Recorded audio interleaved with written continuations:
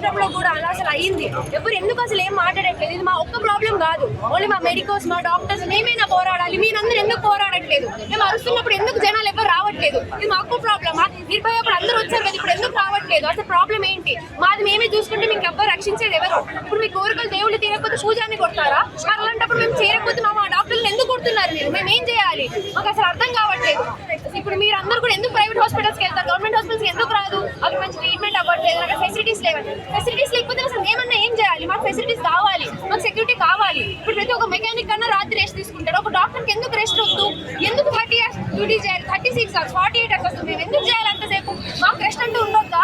Rest ఉండడానికి ఒక room ఉండదు, ఎక్కడ పడుకోవాలి మాకు తెలియదు. అసలు ఎక్కడ పడుకోవాలి? మేము అమ్మాయిలకి అబ్బాయిలకి ఎవరికన్నా సరే పడుకోవడానికి రెస్ట్ ఉండదు, అసలు ఏముండదు. శానిటేషన్, వాష్రూమ్స్ ఉండవు.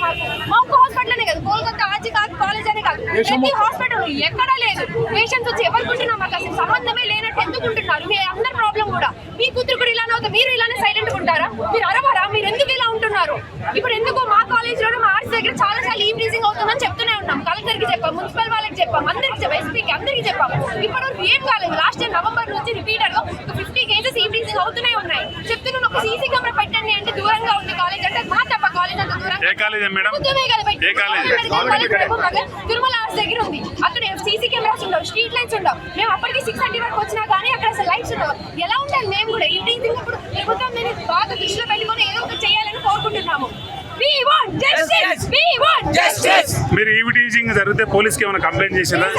నవంబర్ నుంచి చేస్తూనే ఉన్నాము, పెట్రోలింగ్ చేస్తారు కానీ మాకు సీసీ కెమెరా కావాలి అని అడుగుతూనే ఉన్నాము. కలెక్టర్ కి చెప్పాము, మున్సిపల్ వాళ్ళకి చెప్పాము, స్ట్రీట్ లైట్స్ మీరే కాబట్టి తిరుమల ఎంత అంత చీకగా ఉంటుంది. ఎవరెవరు వచ్చి తాగు పడిపోతారు. మా స్టూడెంట్స్ మా కాలేజీనే కాదు, అక్కడ కనబడి అన్ని కాలేజీలు ఉండవు, 10 కాలేజీలు ఉండేవి. ఒక్క సెక్యూరిటీ కూడా లేదు.